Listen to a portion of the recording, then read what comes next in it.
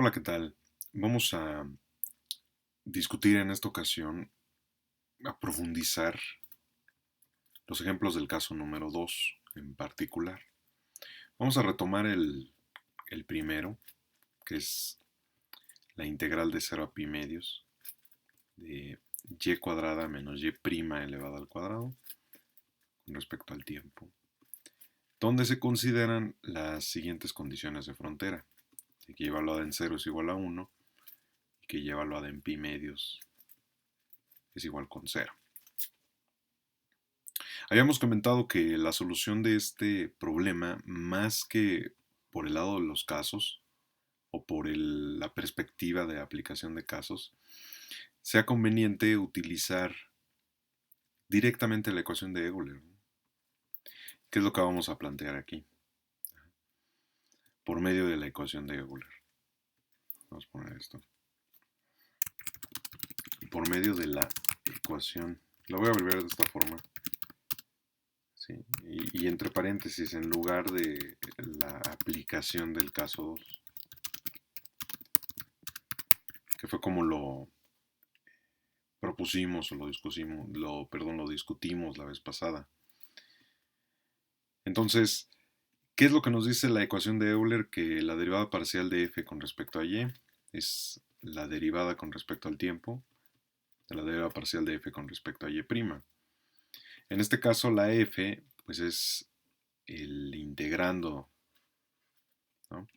Es decir, f es y cuadrada menos y' al cuadrado, y por lo tanto la derivada parcial de f con respecto a y pues es 2y, y la derivada parcial de f con respecto a y' es menos 2y'. El integrando pues es todo lo que está dentro de la integral, que es lo que tenemos que integrar, por así decirlo. Entonces ya aplicando la ecuación de Euler, utilizando la ecuación de Euler, pues lo que diríamos es que el doble de y, sustituyendo, debe ser igual a la derivada con respecto al tiempo de negativo de 2y'. Entonces, al calcular la derivada con respecto al tiempo de la derivada, pues tendríamos la segunda derivada. Como menos 2 es una constante, las constantes que multiplican a variables permanecen en el cálculo de la derivada, es decir, tendríamos el negativo de 2 multiplicado por la derivada con respecto al tiempo de y'. Y la derivada, vuelvo a repetir, pues es la segunda derivada, ¿no? Entonces aquí tendríamos menos 2 y'. Esto quiere decir entonces que el doble de y es el negativo del doble de y'. Es lo que estoy escribiendo aquí. Como el 2 se está multiplicando de ambos lados, pues se cancela. Sería la siguiente etapa. O sea, tendríamos que y es igual a menos y'. Y por lo tanto, podríamos escribir la ecuación diferencial de la siguiente forma, ¿no? Y' más y igual con 0. Lo que estamos haciendo es pasar el negativo de y' del lado izquierdo de la ecuación. Entonces tendríamos aquí y' más y igual con 0, que es una ecuación diferencial de segundo grado. ¿Sale? Para resolver una ecuación diferencial de segundo grado, pues utilizamos lo de la ecuación homogénea. ¿Sí? Es decir, de aquí obtenemos, por ejemplo, utilizando la letra r, que r cuadrada más 1 es igual con 0. ¿Vale? Esto fue algo que discutimos en la primera clase, cuando retomábamos ese tema de ecuaciones diferenciales de segundo grado. Quizás en lugar de una r utilicé una m, pero el nombre de la variable es lo de menos. La idea es cómo utilizar el método, ¿no? O sea, cómo desarrollarlo. De ahí resolvemos la ecuación. En este caso la solución es compleja, no es un número real, es un número complejo. ¿Vale? Más o menos sí. Entonces, ¿cómo está dada la solución general? Bueno, de acuerdo a los casos, pues tendríamos lo siguiente. Por lo tanto, vamos a poner así. Y sería igual a C, una primera constante, vamos a llamarle C sub 1. Voy a colocarlo por acá. C sub 1 multiplicado por el coseno de t, más C sub 2 multiplicada por el seno de t. Para tener más claro de dónde viene esto, pues les sugiero que vean ese repaso que vimos en la primera clase o que consulten los libros de ecuaciones diferenciales. Soluciones de ecuaciones diferenciales de segundo grado cuando las raíces son complejas, ¿vale? O cuando la raíz de la ecuación característica asociada a la ecuación diferencial de segundo grado es compleja. De esa manera pueden encontrar el tema, ¿no? Entonces esta sería la forma general de la solución, es decir, con esto ya prácticamente terminamos la solución de la ecuación diferencial. ¿Sale? ¿Cuál es la ecuación diferencial que acabamos de resolver? Es esta de aquí. Si se dan cuenta, obtuvimos la solución de una forma más directa a como lo habíamos planteado la vez pasada. La vez pasada aplicamos el caso número 2. ¿Sí? Entonces resulta que a veces no es conveniente utilizar el caso número 2, pero en otras ocasiones sí lo es. Ahorita vamos a ver el otro ejemplo. Ahora, utilizando condiciones iniciales, como también les mostraba en la sesión pasada, bueno, sabemos que y evaluada en 0 es igual con 1. Esto significa que cuando t es igual a 0, entonces y es igual a 1. ¿Sí? El valor de la t está dentro de los paréntesis. Y es una función que depende de t. Entonces aquí, si tenemos un valor específico, nos está diciendo cuánto vale la t. Entonces sustituimos y obtendríamos, bueno, de acuerdo a esta ecuación, donde aparece la y, en lugar de escribir y ponemos 1, y donde aparece la t, en lugar de poner t, ponemos 0. ¿No? Entonces sería que 1 es c sub 1 multiplicado por el coseno de 0 más c sub 2 multiplicado por el seno de 0. El seno de 0 es igual con 0. ¿Vale? Entonces este término de aquí se elimina. Y el coseno de 0 es igual a 1. Entonces 1 multiplicado por c sub 1 es igual a 1. Lo que querría decir es que c sub 1 es igual a 1. Entonces con eso obtenemos el valor de la primera constante. Y entonces el uso de los casos de las condiciones de frontera como esta nos lleva a los valores de las constantes, en este caso la c sub 1. Vamos a aplicar lo mismo para la segunda condición. Nos dice que y evaluada en pi medios es igual con 0. ¿Qué significa esto? Que cuando t es igual a pi medios, lo podemos colocar aquí, entonces y es igual con 0. Vamos a ponerlo esto. Ajá. Entonces, por lo tanto, sustituyendo, tenemos 0, que es la y, igual a c sub 1 por el coseno de pi medios, más c sub 2 por el seno de pi medios. Bueno, lo mismo sucede que hace rato, el coseno de pi medios es igual con 0, entonces todo esto se anula. Y el seno de pi medios es igual a 1, entonces aquí se queda como un 1, y lo único que queda es la c sub 2, pero resulta entonces que la c sub 2 es igual con 0. ¿Sí? Digo, siguiendo la igualdad, ¿no?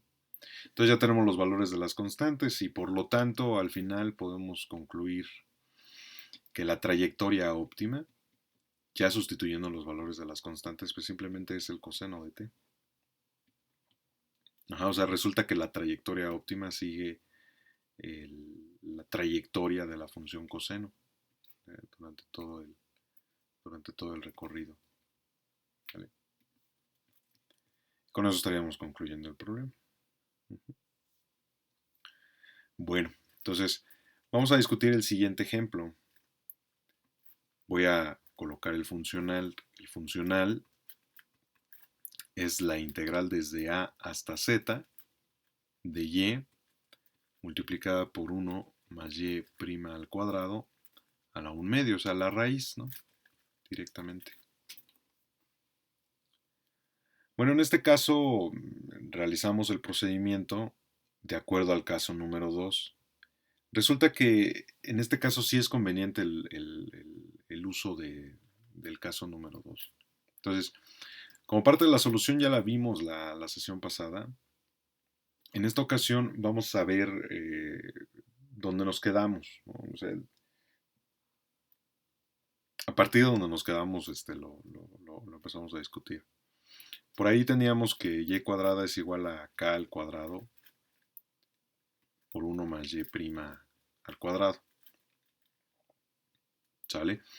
Entonces de aquí, por ejemplo, yo les dije, vamos a distribuir la k cuadrada, ¿no? Entonces sería y cuadrada igual a k cuadrada por 1 más k cuadrada por y' al cuadrado, ¿vale? Entonces, fíjense, el objetivo es despejar y', ¿no? Tratar de despejar y' para ver cuánto va a valer la y, ¿no? Esa es la idea. Por ejemplo, aquí si lo vemos de esta manera, pues tenemos a la y despejada, si lo quieren ver así, pero estaría mal determinada porque no sabemos cuánto vale la derivada. Y al revés más o menos funciona lo mismo, pero ahorita vamos a ver qué sucede bajo esa perspectiva. Entonces, bueno, y cuadrada es k cuadrada más k al cuadrado por y' al cuadrado. Entonces, si despejamos k cuadrada por y' al cuadrado, lo que obtendríamos es, perdón, aquí, lo que obtendríamos es y cuadrada menos k al cuadrado, ¿vale? Entonces, ahora pasamos dividiendo este k cuadrada, ¿no? Lo podemos pasar dividiendo y tendríamos lo siguiente, que y' al cuadrado, pues es, voy a escribirlo así a propósito, 1 entre k cuadrada multiplicado por y cuadrada menos k cuadrada, ¿sale? Y ahora, para despejar y', pues entonces aplicamos raíz cuadrada, ¿no? Entonces tendríamos que y' es la raíz cuadrada de 1 sobre k al cuadrado por y cuadrada menos k cuadrada. Bueno, la raíz de un producto es el producto de las raíces, es decir, si ustedes tienen la raíz de a por b, entonces es lo mismo que calcular la raíz de a a la raíz de b y multiplicar los resultados entre sí. ¿Vale? Entonces aquí vamos a utilizar esto. ¿Quién es a? Pues en este caso a sería este primer factor, esto es la a. Y el segundo factor sería lo segundo, lo que está entre paréntesis, ¿vale? Para poder aplicar esta fórmula, si lo quieren ver así, esa propiedad. Entonces, ¿qué tendríamos? Bueno, que y' es igual, vamos a poner aquí, es igual a 1 sobre k por la raíz de y al cuadrado menos k al cuadrado. ¿Por qué queda 1 sobre k? Porque al aplicar la raíz cuadrada en 1 sobre k al cuadrado, pues elimina el cuadrado de k, ¿no? O sea que y' queda expresada de esta manera. Ahora fíjense, si queremos calcular la y, pues entonces tenemos que utilizar una técnica de integración, por así decirlo, para ecuaciones diferenciales. La vez pasada les comentaba que por eso es que el caso número 2 a veces puede considerarse no eficiente, porque si nosotros queremos saber cuánto vale la y, pues tenemos que integrar esta ecuación, ¿no? Pero para integrarla necesitamos saber cuánto vale y es precisamente lo que no sabemos. Pero eso no significa que no podamos resolverlo, ¿sí? Una perspectiva o una alternativa es precisamente aplicar la ecuación de Euler, ¿sí? Pero en este caso aplicar la ecuación de Euler se va a tornar más complicado. Entonces lo que vamos a hacer es observar que esta ecuación diferencial es de variables separables, ¿sí? Entonces voy a colocarlo de este lado. Esta es, de hecho, voy a ponerlo así, de hecho, una ecuación diferencial. Vamos a extender un poquito esto. Una ecuación diferencial de variables separables. Ese tema lo estudiaron en sistemas dinámicos, los de ecuaciones diferenciales separables. ¿Cómo vemos que es una ecuación de variables separables? Fíjense, el diferencial de la y' es el diferencial de y en diferencial de t, o sea, la derivada de y con respecto al tiempo. Bueno, entonces, del lado derecho tenemos 1 en k por la raíz cuadrada de y cuadrada menos y cuadrada. Y cuadrada menos k cuadrada. Esto de aquí. Si nosotros pasamos multiplicando el diferencial, ¿qué es lo que obtenemos? Bueno, tendríamos que el diferencial de y es 1 en k por la raíz de y cuadrada menos k cuadrada diferencial de t. Ahora, observen todos los factores que hay aquí. Son 3.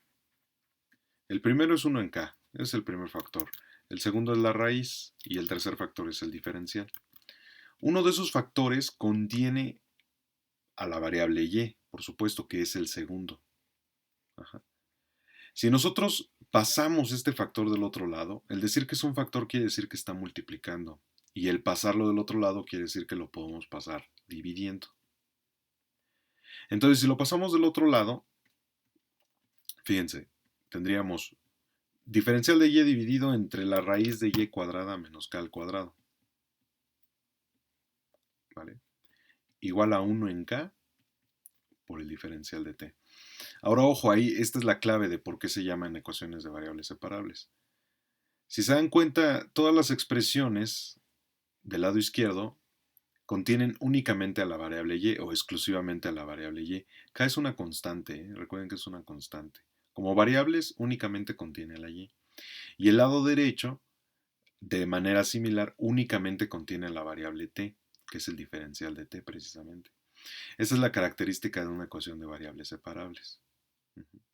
O es lo que determina o define una ecuación de variables separables, que las podemos separar por medio del signo de igualdad. Entonces, bueno, ¿qué hacemos a partir de ese momento? Pues integramos, ¿sí?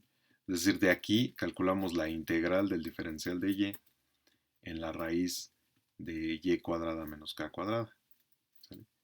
Y del otro lado queda la integral de 1 en k diferencial de t, ¿sale? Quizás valga la pena que consulten algunas tablas de integración para ver cuánto vale esto, ¿no? Bueno, pues resulta que obtendrían, que eso lo hacen ustedes, sería el logaritmo natural de y más la raíz de y al cuadrado menos k al cuadrado. Este es el resultado de la integral que está del lado izquierdo. La integral del lado derecho resulta ser t dividida entre k, más la constante integración que resulta del proceso de integración. ¿Sale? Ahora entonces, lo que queda es despejar a la y, porque lo que queremos saber es cuál es la trayectoria, ¿no? Entonces la trayectoria es la y precisamente. Y para despejarla, por ejemplo aquí en esta ecuación, utilizamos la función exponencial. Porque el logaritmo natural y la función exponencial son funciones inversas. Ajá. Entonces, si aplicamos la función exponencial, se cancela el logaritmo del lado izquierdo y del lado derecho la exponencial afecta a ambos términos. Lo voy a escribir aquí mismo, nada más voy a borrar el signo de igualdad y voy a colocar la letra E. Como es exponencial, aplica a nivel de potencias, ¿sale? Y entonces la igualdad va a estar aquí al nivel de las bases, donde la base ahora es la función exponencial. Por un lado, el logaritmo se cancela con la función exponencial, entonces lo único que queda es el argumento del logaritmo. Y del lado derecho, aplicamos una regla de potencias. Fíjense, quedaría e elevado a la t sobre k más c. E elevado a la t sobre k es lo mismo que e elevado a la t sobre k. Así nada más, fíjense, e elevado a la t sobre k. Pero para ver la suma, pues es lo mismo que tener multiplicado e a la c. ¿Sí? Entonces, como la base es la misma, las potencias se suman, que sería esta parte de aquí. Y al revés es lo mismo. ¿Vale? Es regla de potencias. Del lado izquierdo ya sabemos que se canceló el logaritmo con la función exponencial y lo único que queda pues es el argumento, que es y más la raíz de y cuadrada menos k cuadrada. ¿Vale? Ahora, algo que hay que tener bien claro es que una constante se mantiene constante bajo cualquier aplicación de funciones. Por ejemplo, el valor de c no sabemos cuál sea, pero es constante. Entonces, al calcular la exponencial de esa constante, obtenemos otro valor que es constante. Piensen, por ejemplo, en c igual con 2, ¿no? Es una constante. Y e a la c, pues sería e al cuadrado. Si ustedes meten en sus calculadoras e al cuadrado, pues les va a dar un número constante, ¿sale? Es decir, son constantes, ¿vale?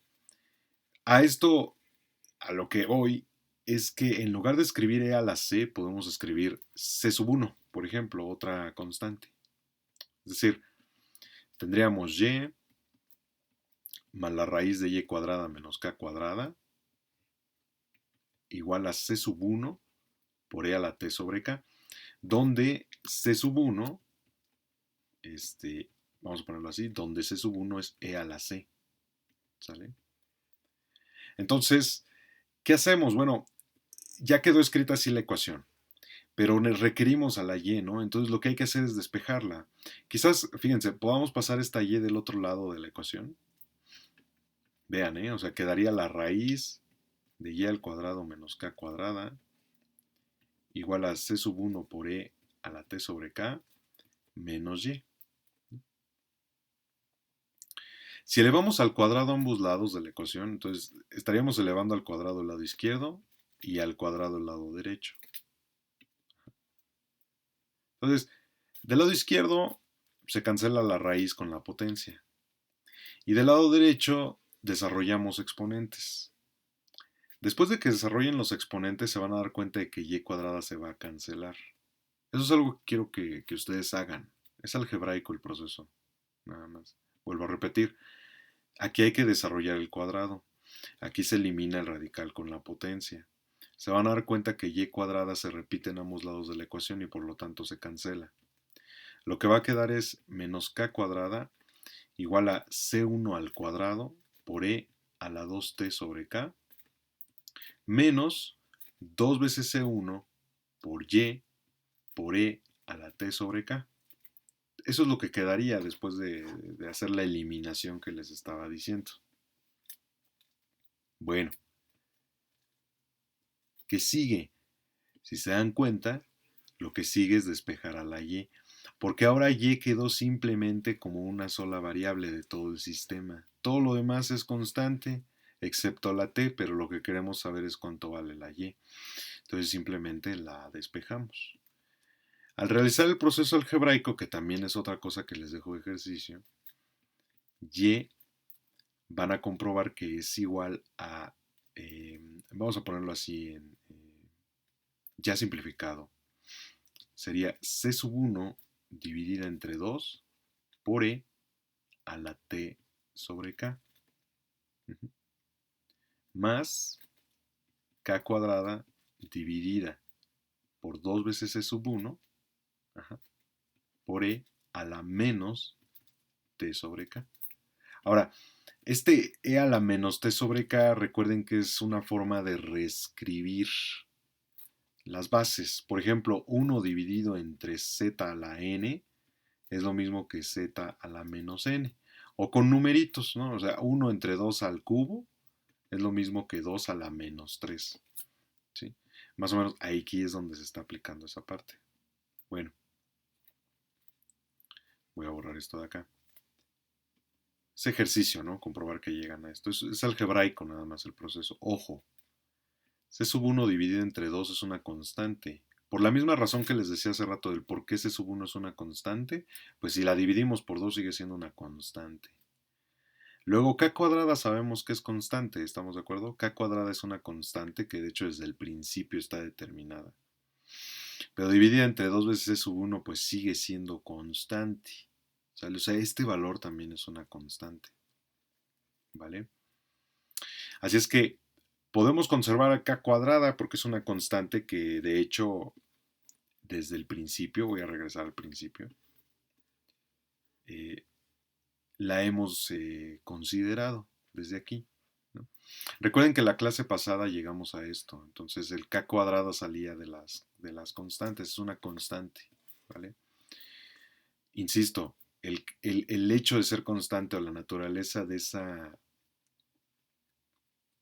eh, de ser constante, perdón, implica que podamos escribir el resultado de la siguiente forma. ¿No? En lugar de c sub 1, por ejemplo, quizás pongamos c sub 2, constante, e a la t sobre k, más c sub 3, otra constante, por e a la menos t sobre k. El uso de los subíndices es indiferente, es indistinto, ¿vale? Pero lo ponemos de esa manera porque fueron los subíndices que utilizamos durante todo el proceso. ¿No? Y esta sería la solución. Es decir, esto nos estaría diciendo que es la posible trayectoria óptima. ¿Por qué digo posible? Porque no tenemos condiciones de frontera. Es decir, no sabemos cuáles son los valores específicos de C sub 2 y C sub 3. Por eso digo una posible trayectoria óptima. ¿Ya? Es la solución, ¿sale? Del problema de optimización dinámica. Ajá. Pero bueno, lo que les sugiero es que valoren el procedimiento, los requerimientos y bueno, el álgebra, ¿no? Que es algo que es importante desarrollar. Bueno, con esto estamos a punto de concluir la discusión al respecto, ¿sí? Vamos a hablar del último caso que fue el único que no se ilustró en la sesión pasada, ¿sí? Como ejemplo del caso número 4 viene este funcional, ¿sí? Es la integral de 0 a 5 de t más y al cuadrado diferencial de t. Nos dice que las condiciones iniciales son que y evaluada en 0 es igual con 0 y que y evaluada en 5 es igual con 3. Esas son las condiciones de frontera, condiciones iniciales. Entonces, vamos a poner aquí solución aplicando el caso 4. ¿Y por qué aplicamos el caso 4? Porque el funcional contiene únicamente como parámetros a t y a y, no contiene a y'. Entonces lo que nos dice el caso 4 es que simplemente la derivada parcial de f con respecto a y es igual con 0. En este caso, ¿quién es f? Bueno, en este caso f pues es t más y al cuadrado, que es el integrando. Por lo tanto, la derivada parcial de f con respecto a y es 2 veces y. Y esto querría decir entonces que 2 veces y es igual con 0. ¿De dónde viene eso? Pues de la aplicación del caso 4, ¿no? El caso 4 es esto de aquí, que f de y es igual con 0. O sea, la derivada parcial de f con respecto a y es igual con 0. Como ya sabemos cuánto vale la derivada, pues simplemente lo sustituimos y consideramos la igualdad. Fíjense que la ecuación resultante no es una ecuación diferencial, como lo hice en la lectura, ¿sí? O sea, la ecuación de Euler resulta que no es diferencial, o sea, se dice que el problema es degenerado. La degeneración significa que puede que exista una trayectoria, pero que no cumpla las condiciones de frontera. Es decir, aquí va a haber una trayectoria. ¿Cuál es la trayectoria? Si despejamos a y, pues resulta que y es igual con 0. Y esa es la supuesta trayectoria óptima. ¿Pero por qué digo supuesta? Si ustedes evalúan las condiciones iniciales, y evaluada en 0 es igual con 0 se cumple. Aquí está directa la respuesta, ¿no? O sea, sabemos que y asterisco es igual con 0. Pero hay otra que no se cumple, que es la segunda. O sea, y evaluada en 5 igual a 3 no se cumple. ¿Por qué? ¿Por qué no se cumple? Porque y, la trayectoria óptima, siempre es igual con 0. Siempre, para cualquier valor de t, y es igual con 0. Sin embargo, en este caso se nos pedía que y evaluada en 5 fuera igual con 3. Y como no se cumple, entonces no hay solución. ¿Sí? O sea, la conclusión es que no hay trayectoria óptima. No hay trayectoria óptima para este problema. ¿Sale? Y bueno, pues en esta ocasión eso sería todo. Les voy a proponer una lista de ejercicios ya como tarea para que las entreguen. Entonces, bueno, lo voy a colocar aquí adelante, esa parte. Ya como tarea, les vuelvo a comentar, tarea, realizar los siguientes ejercicios. Serían, la primera parte son los ejercicios de las secciones 1.2 y 1.3. Perdón, son dos, 2.2 y 2.3. Disculpen ustedes. Los ejercicios de las secciones 2. Ay, aquí también me equivoqué. Disculpen ustedes, perdón. Lo puse todo al revés. Secciones 2.1 y 2.2 del libro de Alpha Xiang, ¿sí? Que está en Microsoft Teams. Ahí está el libro, ahí se los compartí. Y la segunda parte sería del el libro de Héctor Lomelí. Héctor Lomelí. Sección 11.4 de la página 273.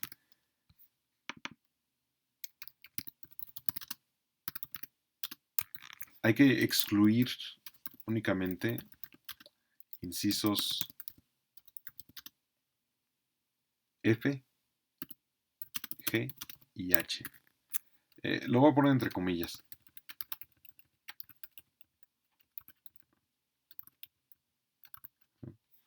Excluir los incisos F, G y H. Entonces, bueno, en la página 273 van a encontrar un ejercicio, así le llama en el libro, el ejercicio 11.4, aunque son varios. Por eso le llamo sección. Entonces, el ejercicio 11.4, la sección 11.4, es una sucesión de ejercicios que empieza desde el A y termina hasta el L, si no me recuerdo. Ujú. Bueno, pero los incisos F, G y H los vamos a excluir por el momento, ¿vale? ¿De qué forma van a, bueno, forma de trabajo, lo voy a colocar aquí, forma de trabajo individual o en equipo, ¿sí? Y bueno, de la manera en que ustedes lo quieran entregar, pues lo entregan. ¿Para cuándo? Pues vamos a poner aquí ya una fecha de entrega este, para ese trabajo. Este, que, mm, ya sé, les aviso en Microsoft Teams, ¿vale? Mejor. Para no,